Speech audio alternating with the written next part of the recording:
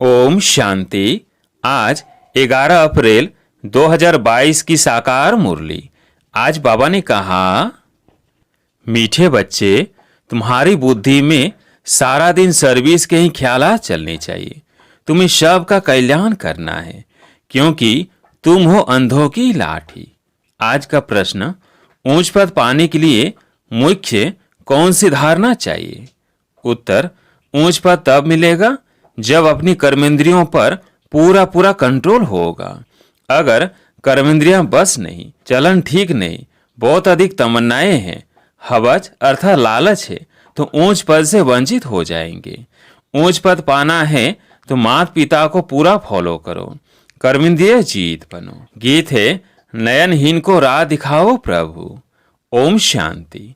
प्रदर्शनी के लिए यह गीत बहुत अच्छा है। ऐसे नहीं, प्रदर्शनी में रिकॉर्ड नहीं बजाए जा सकते। इस पर भी तुम समझा सकते हो, क्योंकि पुकारते तो सब है, परंतु यह नहीं जानते कि जाना कहाँ है और कौन ले जाएगा। जैसे कि ड्रामा अथवा भावी बस भक्तों को भक्ति करनी है। जब भक्ति पूरी होती है तभी बाप आते हैं।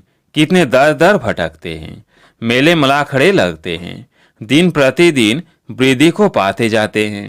श्रद्धा से तीर्थों पर जाना भटकना चलता ही आता है। बहुत समय हो जाता है तो भी गवर्नमेंट स्टैंप आदि बनाती रहती है। साधुओं आदि के भी स्टैंप बनाती है, बर्थडे मनाते हैं। यह सब है रावण राज्य का अथवा माया का भव का। उनका भी मेला मलाखड़ा चाहिए।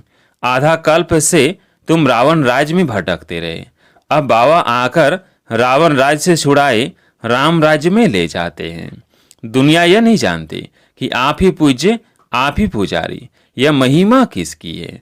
पहले 16 कला संपूर्ण पूज्य रहते हैं, फिर 2 कला कम हो जाती है तो उनको सेमी कहेंगे।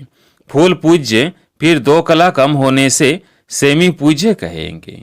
तुम जानते हो, पुजारी से फिर पूज्य बन रहे हैं, फिर सेमी पूज्य बनेंगे।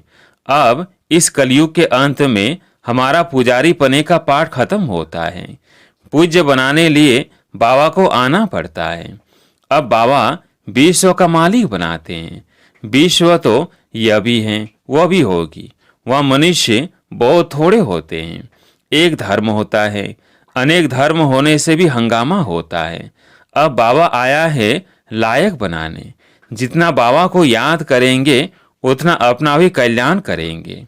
देखना है कि कल्याण करने का कितना शौक रहता है। जैसे आर्टिस्ट है, उनको ख्याल रहता है ऐसे ऐसे चित्र बनाएं जिससे मनुष्य अच्छी रीति समझ जाए, समझेंगे हम बेहद के बाप की सर्विस करते हैं। भारत को स्वर्ग बनाना है। प्रदर्शनी में देखो कितने ढेर आते हैं, तो प्रदर्शनी के ऐसे चित्र बनाएं जो कोई भी समझ जाए कि यह चित्र एक्यूरेट रास्ता बताने वाले हैं। मेले मलाखड़े आदि जो है वह तो उनके आगे कुछ भी नहीं है। आर्टिस्ट जो इस ज्ञान को समझते हैं उनकी बुद्धि में रहेगा। ऐसे ऐसे चित्र बनाएं जो बहुतों का कल्याण हो जाए। रात दिन बुद्धि इस बात में लगी रहे। इन चीजों का बहुत शौक रहता है। मौत अचानक आता है। अगर जुत्ती आदि की याद में रहे, मौत आ गया तो जुत्ती जैसा जन्म मिलेगा। या तो बाप कहते हैं देह सहित शव को भूलना है। यह भी तुम समझते हो कि बाप कौन है। कोई से पूछो, आत्माओं के बाप को जानते हो? कहते हैं नहीं। याद कितना करते हैं, मांगते रहते हैं। देवियों से भी जाकर मांगते हैं। देवी की पूजा की और कुछ मिल गया तो बस उन पर कुर्बान हो जाते हैं। फिर पुजारी को भी पकड़ लेते हैं, वो भी आशीर्वाद आदि करते हैं। कितनी अंधश्रद्धा है। तो ऐसे ऐसे गीतों पर प्रदर्शनी में भी समझा सकते हो। यह प्रदर्शनी तो गांव गांव में जाएगी। बाप गरीब निवाज है, उन्हों को जोर से उठाना है। शाहूकार तो कोटों में कोई निकलेगा। प्रजा तो ढेर है, या तो मनुष्य देवता बनना है। बाप से वर्षा मिलता है। पहले पहले तो बाप को जानना चाहिए, वो हमको पढ़ाते हैं। इस समय मनुष्य कितने पत्थर बुद्धि है। देखते भी हैं इतने सेंटर्स पर आते हैं, सबको निश्चय है बाप टीचर सदगुरु है, यह भी समझते नहीं हैं। एक दूसरा गीत भी है कि इस पाप की दुनिया से वह भी अच्छा है। यह पाप की दुनिया तो है ही। भगवानुवाच, यह आसुरी संप्रदाय है, मैं इनको दैवी संप्रदाय बनाता हूँ। फिर मनुष्यों की कमेटियां आदि यह कार्य कैसे कर सकती? यहाँ तो सारी बात ही बुद्धि की है। भगवान कहते हैं तुम पतित हो, तुमको भविष्य के लिए पावन सो देवता बनाता हूँ। इस समय सभी पतित हैं। पतित अक्षर ही विकार पर हैं। सतयुग में वॉइसलेस वर्ल्ड थी, यह है विशेष वर्ल्ड। कृष्ण को 16,108 रानियां दे दी हैं। यह भी ड्रामा में नोंद है। जो भी शास्त्र बनाए हुए हैं उनमें गलानी कर दी है। बाबा जो स्वर्ग बनाते हैं उनके लिए भी क्या क्या कहते हैं। अभी तुम जानते हो बाबा हमको कितना ऊंच बनाते हैं, कितनी अच्छी शिक्षा देते हैं। सच्चा सच्चा सत्संग यह है, बाकी सब है झूठ संग। ऐसे को फिर परमपिता परमात्मा आकर विश्व का मालिक बनाते हैं। बाप समझाते हैं बच्चे तुमको अब अंधों की लाठी बनना है। जो खुद ही सज्जे नहीं है वो फिर औरों की लाठी क्या बनेंगे। भल करके ज्ञान का विनाश नहीं होता। एक बारी माँ बाप कहा तो कुछ न कुछ मिलना चाहिए, परंतु नंबरवार पद तो है ना, चलन से भी कुछ मालूम पड़ जाता है। फिर भी पुरुषार्थ कराया जाता है। ऐसे नहीं जो मिला सो ठीक। पुरुषार्थ से ऊंच प्रारब्ध मिलनी है। बिगर पुरुषार्थ तो पानी भी ना मिले। इसको कर्म क्षेत्र कहा जाता है। यहाँ कर्म बिगर मनुष्य रह न सके। कर्म संन्यास अक्षर ही रॉन्ग है। बहुत हट करते हैं, पानी पर आग पर चलना सीखते हैं, परंतु फायदा क्या मिला? मुफ्त आयु गंवाते हैं। भक्ति की जाती है रावण के दुख से छूटने के लिए, छूटकर फिर वापिस जाना है। इसलिए सब याद करते हैं हम मुक्ति धाम में जाए अथवा सुख धाम में जाए, दोनों ही पास्ट हो गए हैं। भारत सुख धाम था, अब नरक है तो नरकवासी कहेंगे ना। तुम खुद कहते हो फलाना स्वर्गवासी हुआ, अच्छा तुम तो नरक में हो ना। हेवन के अगेंस्ट हेल है, बाकी वो तो है शांति धाम। बड़े बड़े लोग इतना भी समझते नहीं हैं, अपने को आप ही सिद्ध करते हैं हम हेल में हैं। बड़ी युक्ति से सिद्ध कर बताना है। यह प्रदर्शनी तो बहुत काम कर दिखाएगी। इस समय मनुष्य कितने पाप करते हैं। स्वर्ग में ऐसी बातें होती नहीं, वहां तो प्रारब्ध है। तुम फिर से अब स्वर्ग में चलते हो। तुम कहेंगे अनेक बार इस विश्व के मालिक हम बने हैं, फिर अब बन रहे हैं। दुनिया में किसको भी पता नहीं, तुम्हारे में भी कोई समझते हैं। इस खेल से कोई छूट नहीं सकते। मोक्ष भी मनुष्य तब चाहते हैं जब दुखी होते हैं। बाबा तो कहते हैं अच्छी रीति पुरुषार्थ करो, माँ बाप को फॉलो कर अच्छा पद पालो, अपनी चलन को सुधारो। बाप तो राह बताते हैं, फिर उस पर क्यों नहीं चलते हो? जास्ती तमन्नाएं नहीं रखनी चाहिए। यज्ञ से जो मिले सो खाना है। हवज अर्थात लालच है। कर्मेंद्रियां बस में नहीं है तो पद भी ऊंचा नहीं पा सकते। तो ऐसे ऐसे गीत प्रदर्शनी में बजाय उस पर तुम समझा सकते हो। तुम हो शिव बाबा के परिवार।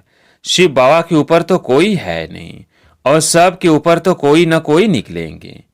84 जन्म में दादा बाबा भी 84 मिलते हैं। शिव बाबा है रचता, अब नई रचना रच रहे हैं, अर्थात पुरानी को नया बनाते हैं। तुम जानते हो हम सांवरे से गोरे बनते हैं। स्वर्ग में श्री कृष्ण है नंबर 1, फिर लास्ट में उनका जन्म है, फिर यही पहला नंबर बनता है। पूरे 84 जन्म श्री कृष्ण ने लिए हैं। सूर्यवंशी दैवी संप्रदाय ने पूरे 84 जन्म लिए।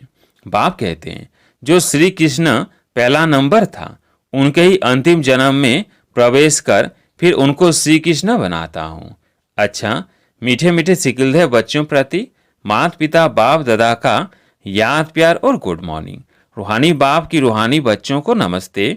हम रूहानी बच्चों की रूहानी बाप दादा को याद प्यार गुड मॉर्निंग नमस्ते नमस्ते। धारणा के लिए मुख्य सार। पहला पॉइंट, कोई भी विनाशी तमन्नाएं नहीं रखनी है, अपना और सर्व का कल्याण करना है। दूसरा पॉइंट, देश सहित सब कुछ भूल वापस घर चलना है। इसलिए चेक करना है कि बुद्धि कहीं पर भी अटकी हुई ना हो। आज प्यारी मीठे बाबा का वरदान, नेचुरल अटेंशन को अपनी नेचर अर्थात आदत बनाने वाले स्मृति स्वरूप भव। नेचुरल अटेंशन को अपनी नेचर बनाने वाले स्मृति स्वरूप भव। सेना में जो सैनिक होते हैं वो कभी भी अलवेलेपन नहीं रहते, सदा अटेंशन में अलर्ट रहते हैं। आप भी पांडव सेना हो, इसमें जरा भी अलवेलापन ना हो। अटेंशन एक नेचुरल विधि बन जाए। कई अटेंशन का भी टेंशन रखते हैं, लेकिन टेंशन की लाइफ सदा नहीं चल सकती। इसलिए नेचुरल अटेंशन अपनी नेचर बनाओ। अटेंशन रखने से स्वतः स्मृति स्वरूप बन जाएंगे, विस्मृति की आदत छूट जाएगी। स्लोगन: स्वयं के स्वयं टीचर बनो तो सर्व कमजोरियां स्वतः समाप्त हो जाएगी। स्वयं के स्वयं टीचर बनो तो सर्व कमजोरियां स्वतः समाप्त हो जाएंगी। अब सुनते हैं मातेश्वरी जी के अनमोल महावाक्य। पहला हेडलाइन: याद का तैलुक अर्थात संबंध है ज्ञान से। ज्ञान के बिना याद यथार्थ नहीं रह सकती। पहले पहले मनुष्य को अपनी सुखी जीवन बनाने के लिए कौन सी मुख्य पॉइंट बुद्धि में रखनी है? पहले तो यह मुख्य बात समझनी है कि जिस परमात्मा बाप की हम संतान हैं, उस बाप की याद में हर समय श्वासों श्वास उपस्थित रहे। उस अभ्यास में रहने की पूर्ण रीति से कोशिश करनी है। अब श्वासों श्वास का मतलब है लगातार बुद्धि योग लगा रहे, जिसको निरंतर योग अटूट अजपा जाप याद कहा जाता है। यह कोई मुख से जपने वाली याद नहीं है और न कोई मूर्ति सामने रख उसका ध्यान करना है, परंतु यह बुद्धि योग द्वारा याद रखनी है। अब वो याद भी निरंतर तब रह सकेगी जब परमात्मा का पूरा परिचय हो, तभी ध्यान पूर्ण लग सकेगी। परंतु परमात्मा तो गीता में साफ कहते हैं, न मैं ध्यान से न जप से मिलता हूँ और न मेरी सूरत को सामने रख उनका ध्यान करना है, परंतु ज्ञान योग द्वारा परमात्मा को पाना है। इसलिए पहले चाहिए ज्ञान। ज्ञान बिगर याद कायम रह नहीं सकेगी। याद का तैलुक है ही ज्ञान से। अब ज्ञान से चाहे मन से कल्पना करे वह बैठकर दर्शन करे। अगर उस देखी हुई चीज का भी पहले ज्ञान होगा तभी योग और ध्यान ठीक लग सकता है। इसलिए परमात्मा कहते हैं, मैं कौन हूं, मेरे साथ कैसे योग लगाना है, उसका भी ज्ञान चाहिए। ज्ञान के लिए फिर पहले संग चाहिए। अब यह सब ज्ञान की पॉइंट बुद्धि में रखनी है, तभी योग ठीक लग सकेगा। दूसरा, सृष्टि की आदि कैसे होगी? मनुष्य पूछते हैं कि परमात्मा ने सृष्टि कैसे रची, आदि में कौन सा मनुष्य रचा। अब उसका नाम रूप समझना चाहते हैं। अब उस पर उन्हों को समझाया जाता है कि परमात्मा ने सृष्टि की आदि ब्रह्मा तन से की है। पहला आदमी ब्रह्मा रचा है, तो जिस परमात्मा ने सृष्टि की आदि की है, तो अवश्य परमात्मा ने भी इस सृष्टि में अपना पार्ट बजाया है। अब परमात्मा ने कैसे पार्ट बजाया? पहले तो परमात्मा ने सृष्टि को रचा, उसमें भी पहले ब्रह्मा को रचा। तो गोया पहले ब्रह्मा की आत्मा पवित्र, वही जाकर श्री कृष्ण बने। उसी तन द्वारा फिर देवी देवताओं की सृष्टि की स्थापना की। तो दैवी सृष्टि की रचना ब्रह्मा तन द्वारा कराई। तो देवी देवताओं का आदि पिता ठहरा ब्रह्मा। ब्रह्मा सो श्री कृष्ण बनता है, वही श्री कृष्ण का फिर अंत का जन्म ब्रह्मा है। अब ऐसे ही सृष्टि का नियम चलता आता है। अब वही आत्मा सुख का पाठ पूरा कर दुख के पाठ में आती है, तो रजोतमो अवस्था पास कर फिर शूद्र से ब्राह्मण बनती है। तो हम है ब्रह्मावंशी सो शिव वंशी, सच्चे ब्राह्मण। अब ब्रह्मावंशी उसको कहते हैं जो ब्रह्मा के द्वारा अविनाशी ज्ञान लेकर पवित्र बनते हैं। तीसरा, ओम शब्द का यथार्थ अर्थ। जब हम ओम शांति शब्द कहते हैं तो पहले पहले ओम शब्द के अर्थ को पूर्ण रीति से समझना है। और कोई से पूछा जाए ओम का अर्थ क्या है, तो वो लोग ओम का अर्थ बहुत ही लंबा चौड़ा सुनाते हैं। ओम का अर्थ ओमकार बड़े आवाज से सुनाते हैं। इस ओम पर फिर लंबा चौड़ा शास्त्र बना देते हैं, परंतु वास्तव में ओम का अर्थ कोई लंबा चौड़ा नहीं है।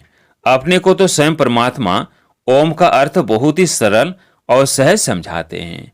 ओम का अर्थ है मैं आत्मा हूँ, मेरे असली धर्म शांत स्वरूप है। अब इस ओम के अर्थ में उपस्थित रहना है। तो ओम का अर्थ मैं आत्मा परमात्मा की संतान हूँ। मुख्य बात यह हुई कि ओम के अर्थ में सिर्फ टिकना है, बाकी मुख से ओम का उच्चारण करने की जरूरत नहीं है। यह तो बुद्धि में निश्चय रखकर चलना है। ओम का जो अर्थ है उस स्वरूप में स्थित रहना है। बाकी वो लोग भल ओम का अर्थ सुनाते हैं मगर उस स्वरूप में स्थित नहीं रहते। हम तो ओम का स्वरूप जानते हैं, तब इस स्वरूप में स्थित होते हैं। हम यह भी जानते हैं कि परमात्मा बीज रूप है और उस बीज रूप परमात्मा ने इस सारे झाड़ को कैसे रचा हुआ है उसकी सारी नॉलेज हमें अभी मिल रही है। अच्छा, ओम शांति।